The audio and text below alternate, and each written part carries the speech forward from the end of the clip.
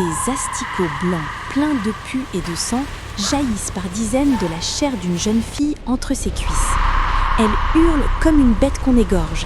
C'était Fatou, et ce n'était que le début de son calvaire.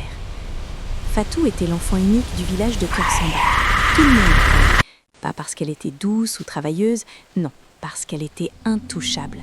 Son père, un grand cultivateur respecté, l'adorait comme si elle était la dernière étoile du ciel.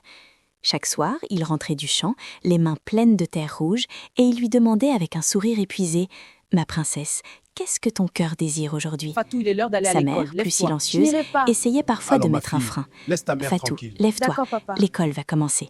C'est important pour ton avenir. Mais Fatou restait roulée en boule sous la moustiquaire, les yeux fermés. « Je veux dormir, maman. L'école, c'est pour les pauvres. » Et le père, depuis l'autre pièce, lançait simplement « Laisse-la, elle est encore petite. » À 14 ans, Fatou régnait déjà sur le village comme une reine sans couronne. Elle traversait les ruelles sans saluer personne. Les vieilles femmes qui revenaient du puits avec leurs os sur la tête, elle passait devant elles comme si elle n'existait pas. Un matin, au marché, près du ruisseau, une vieille dame l'avait bousculée par accident. Fatou l'avait poussée si violemment que la femme était tombée dans la boue, sa jarre en terre cuite éclatait en 1000 morceaux. Tout le village avait vu la scène. Personne n'avait osé ouvrir la bouche, parce que le père de Fatou payait toujours les dégâts. Une jarre cassée, 5 000 francs. Une bagarre avec les enfants du quartier, n'est qu'une 10 000 enfant. francs.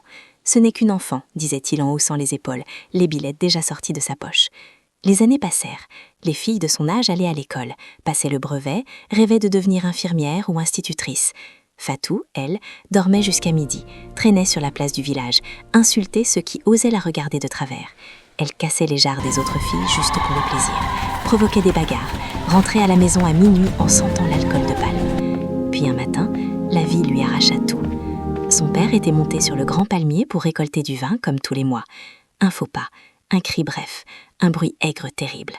Quand les villageois arrivèrent au courant, il gisait au sol, la nuque brisée nette. Fatou se jette sur le corps encore chaud. Elle hurla comme jamais personne ne l'avait entendu hurler. « Papa, papa, ne me laisse pas, reviens !» Ses larmes coulaient dans la poussière rouge. Elle griffait la terre, se roulait par terre, criait jusqu'à perdre la voix. Mais les morts ne répondent jamais aux cris des vivants. Le village entier vint veiller le corps pendant 3 jours et 3 nuits. Dans un coin, Maman Ndeye, la doyenne du village, appuyée sur sa vieille canne, murmura juste assez fort pour que tout le monde entende. Si seulement il l'avait corrigée de son vivant. La mère de Fatou, effondrée de douleur, n'entendit rien. Elle ne voyait que sa fille qui pleurait plus fort que tout le monde. Après l'enterrement, la maison est devenue un tombeau. Plus d'argent, plus de rire, plus de cadeaux. La mère se levait à 4 heures du matin pour aller au champ. Elle rentrait le soir, le dos cassé, les mains en sang, les yeux creux. « Fatou, viens m'aider demain, juste une fois. Nous n'avons plus rien. » Fatou répondait froidement « Je suis fatiguée, maman. » Et elle continuait à traîner sur la place, à insulter les passants, à rentrer à des heures impossibles sans donner d'explication.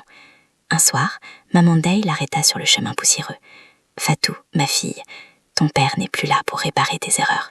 Change ton cœur avant que la vie ne te donne une leçon que tu n'oublieras jamais. » Fatou ricana avec mépris. « Vieille femme, occupe-toi de tes morts. » Et elle s'éloigna sans même se retourner. 2 mois plus tard, sa mère a pris la décision la plus douloureuse de toute sa vie. Elle a envoyé Fatou chez sa sœur Awa, en ville, pour apprendre la couture. Là-bas, elle n'aura pas le choix de travailler, disait-elle en pleurant seule chaque nuit. Le voyage en bus dure 8 longues heures.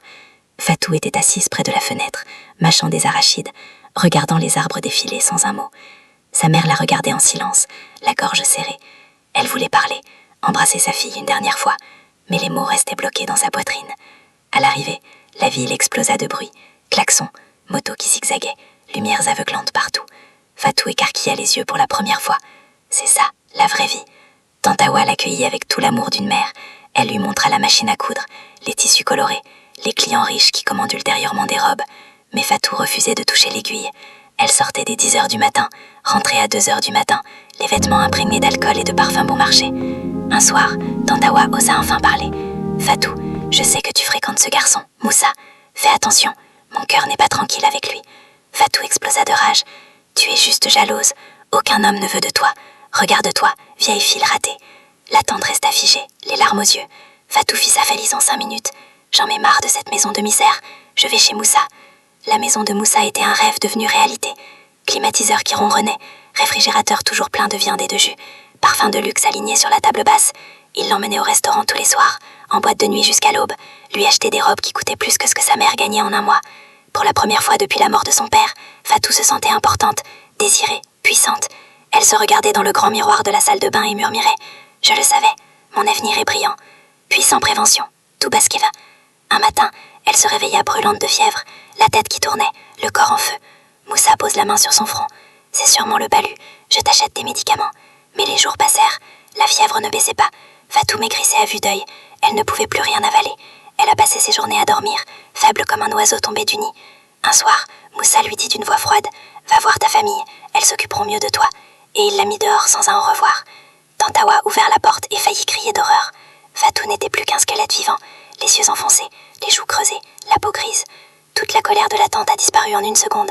Elle la prend dans ses bras, oublie toutes les insultes, prépara du riz au poisson fumant, l'emmena immédiatement à l'hôpital. Paludisme sévère, diagnostiqua le médecin. Pendant 3 jours, Fatou semblait reprendre un peu de force, puis vint le matin qui détruisait tout. Elle sortit s'asseoir dans la petite cour pour respirer l'air frais du petit matin. Une sensation bizarre, froide, rampante entre ses jambes. Elle pense d'abord à ses règles, mais non, elles s'étaient passées depuis longtemps. Elle souleva lentement son pagne, et elle vit l'horreur. Des dizaines d'asticots blancs, gonflés de pus et de sang, jaillissent de sa chair, se tortillaient, tombaient un par un sur le sol poussiéreux. Son cri déchira le quartier entier. « Tante, aide-moi, il y a des asticots qui sortent de mon corps. » Tantawa accourut, les voisins aussi. Une femme se couvre la bouche de dégoût. Un jeune garçon murmura dans le silence qui suivit. Cette fille a été utilisée pour un rituel. La police communautaire arrive en quelques minutes. Ils se foncèrent chez Moussa. La maison était vide. Le propriétaire leur dit « Il n'a loué que pour 3 mois. Il ne s'appelait même pas Moussa. Personne ne sait où il est parti. Son téléphone est éteint depuis hier. Les médecins des 3 hôpitaux de la ville ne comprenaient rien. Les guérisseurs traditionnels non plus. Fatou fondait littéralement. Elle ne pouvait plus marcher. Elle ne pouvait plus parler. La jeune fille fière qui traversait le marché la tête haute était maintenant un corps brisé, silencieux, allongé sur une natte. Tantawa pleurait toutes les nuits en se rappelant la promesse faite à sa sœur. Elle sera en sécurité avec moi. Un matin, elle appela un chauffeur du quartier. Ils ramenèrent Fatou au village dans un état pire que la mort. Quand la mère vit sa fille portée comme un cadavre hors de la voiture, le pilon lui tombe des mains. Elle courut en hurlant « Ma fille, qu'est-ce qu'ils t'ont fait? Mon Dieu, qu'est-ce qu'ils ont fait à mon enfant ?»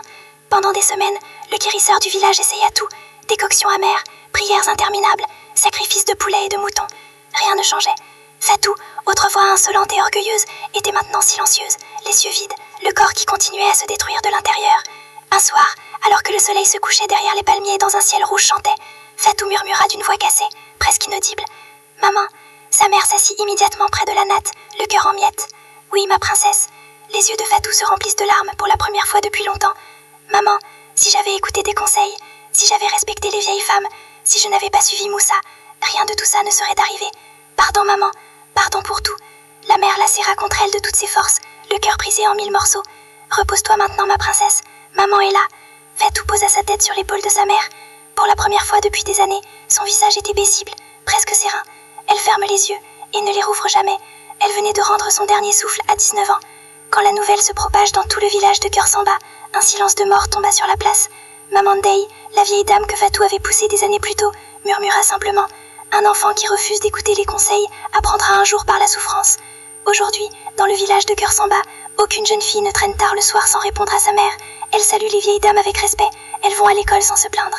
Et quand quelqu'un leur dit « Change avant qu'il ne soit trop tard », elles pensent immédiatement à Fatou. Elles pensent aux asticots. Elles pensent à ce cri qui a traversé tout le quartier. Elles pensent que la vie ne pardonne jamais à ceux qui croient que tout leur est dû.